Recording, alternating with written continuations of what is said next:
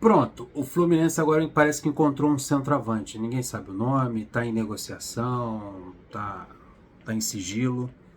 Só espero uma coisa, que o Fluminense, que esse centroavante que o Fluminense está contratando, por causa também do planejamento bem ruim do Fluminense, parece que a coisa ficou no desespero, né? Não seja qualquer coisa. O Fluminense tem problema na zaga, tá procurando um zagueiro de forma emergencial para escrever antes de sexta-feira na Copa Sul-Americana, porque só tem 3 à disposição. E a pressa me preocupa. Com calma. O Fluminense já contrata mal, imagine com pressa, desesperado.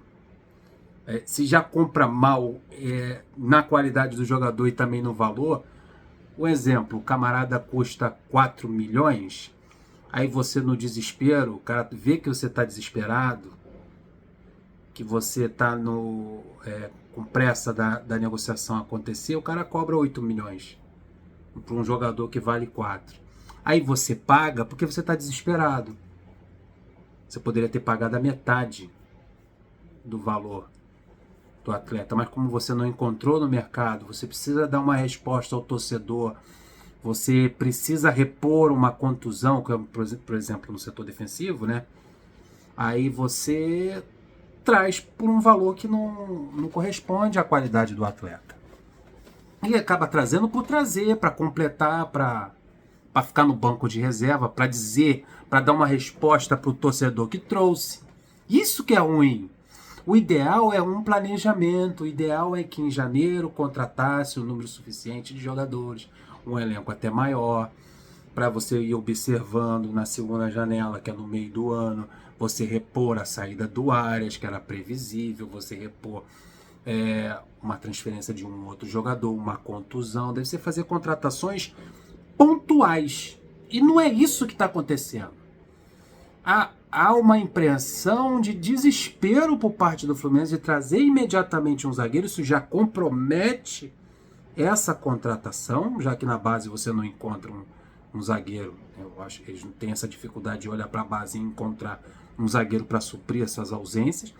Daí você vai para o desespero, vai para o mercado, você acaba aceitando valores exorbitantes porque você tem que comprar, você tem que responder, você tem que suprir essa ausência. E, porra, não sai do bolso do dirigente, né? Aí é fácil. Aí você acaba pagando pelo seu desespero. Por causa de um planejamento ruim que começou lá no início do ano. Nesse período, são contratações pontuais. Mas não, agora você tá na correria. Isso é muito ruim.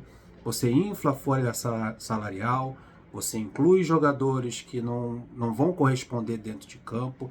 A chance desse zagueiro ou desse centroavante que o Fluminense está contratando chegar e só ocupar vaga no banco de reservas e ocupar mais uma vaga no elenco é muito grande. Porque o que a gente espera é que esse zagueiro que vai ser contratado e que esse centroavante que está em negociação e ninguém sabe o nome, a gente não sabe se vem da Argentina, do Uruguai ou daqui do futebol brasileiro, a gente não sabe se esse centroavante é melhor do que o Everaldo, é melhor fisicamente do que o Cano. O John Kennedy eu nem conto mais, porque segundo o Renato Gaúcho, o John Kennedy não é centroavante, o John Kennedy é segundo atacante. Então a briga ali entre o Cano e o Everaldo. O ideal é que esse camisa 9 que o Fluminense está negociando aí atrás das cortinas, que ninguém sabe quem é, seja melhor do que o Everaldo. Bem melhor tecnicamente do que o Everaldo. E que seja melhor goleador e melhor fisicamente do que o veterano Cano, que é ídolo da torcida, mas está caminhando por um final de carreira. Por causa dessa pressa, por causa dessa aceleração e por causa desse desespero que a diretoria está mostrando, a chance de ser uma contratação meia boca só para responder ao torcedor é muito grande. Isso me deixa preocupado. Vamos ver. O Fluminense está procurando zagueiro.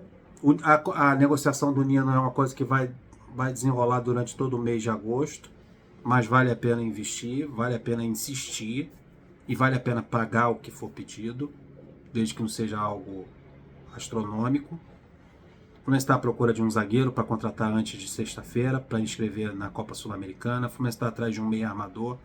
Vou falar da situação do Lucas Ribeiro, que é o meia, o camisa 10 que o Fluminense está procurando lá do Mamelodi Sundowns.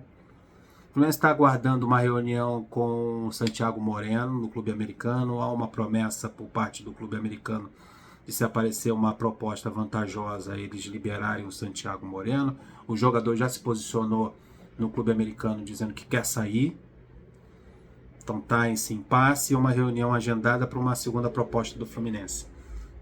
E também vou falar nesse vídeo sobre a situação de renovação de contrato do garoto Riquelme. Então é isso, o Fluminense bateu um desespero para trazer um zagueiro, para trazer um meia, para trazer uma reposição pro Arias, cara, que até agora não teve. O Inestrosa estagnou. O Fluminense está tentando levar o valor dele para 44 milhões ou 40 milhões de reais com o Atlético Nacional. O Atlético Nacional está batendo o pé e falando, não, a gente tem oitavas aqui da Libertadores, eu preciso dele para as oitavas. Eu não posso abrir mão do Inestrosa agora. Então isso já desacelera a pressa do Fluminense, já atrapalha, já estagna, já dificulta a contratação de uma reposição. Não que o Inestrosa resolva os nossos problemas, ou seja, uma reposição ideal ao Arias. Está vendo como a pressa é a inimiga da perfeição? E o centroavante, né? O Fluminense está procurando um camisa 9, porque o Fluminense tem uma dificuldade tremenda. A gente viu os jogos do Fluminense, que o Fluminense finaliza 8 vezes e só uma bola vai na direção do gol. A sorte é que as bolas que estão indo na direção do gol têm entrado, né?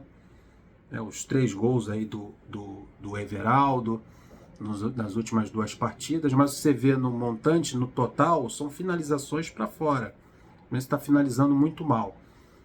Isso também é por causa da dificuldade de encontrar um centroavante à altura ali para as partidas. Não tem como contar somente com Everaldo e Cano até o final da temporada. O Fluminense está fazendo certo de procurar um camisa 9.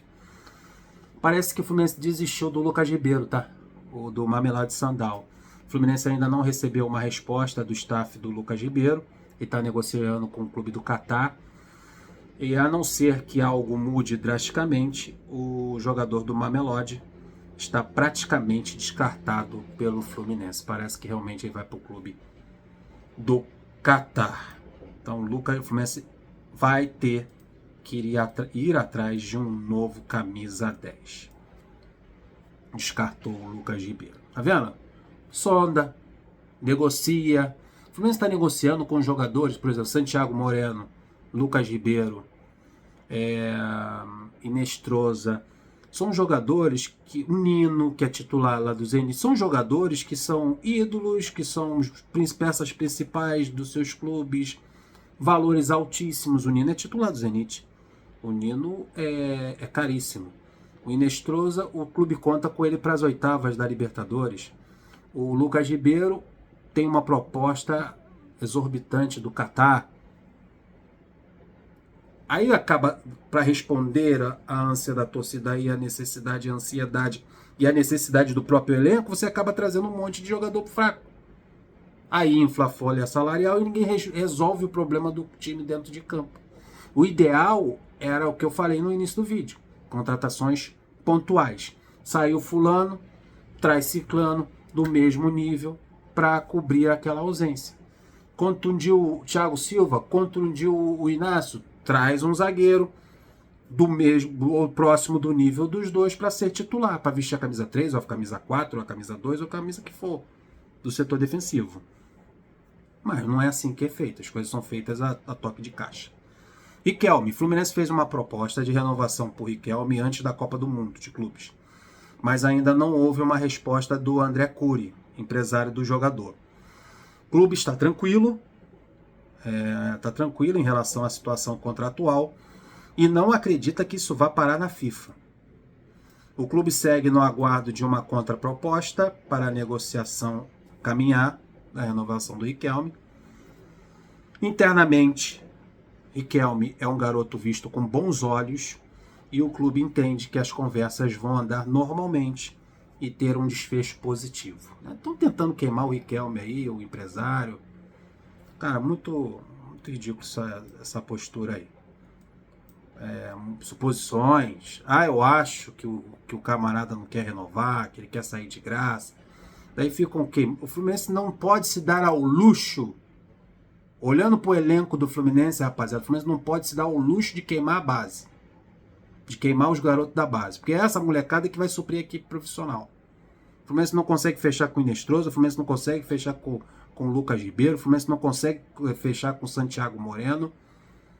Aí você ainda pega um moleque da base, promissor, que foi o destaque, foi o principal jogador jovem, né, da idade dele ali no Campeonato Carioca. E você frita dessa maneira, como estão fritando. Essa informação aqui é do Vitor Lessa. Dentro do clube, ele é visto com bons olhos e a coisa está encaminhando. Tudo com calma. O entendimento é que Riquelme possui um contrato de 5 anos e o clube não vê jogador, Riquelme e staff indo pelo caminho de uma saída na justiça. Durante o Mundial, o Fluminense chegou a pedir à FIFA para mudar a legislação sobre contratos de 3 anos para jovens jogadores. O Riquelme tem 18. Então tá tudo caminhando.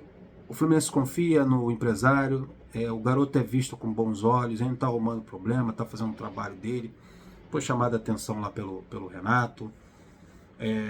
Por causa das firulas que ele fez na última partida. Isso tem como ser corrigido, conversado. E deixar os meninos brincar também.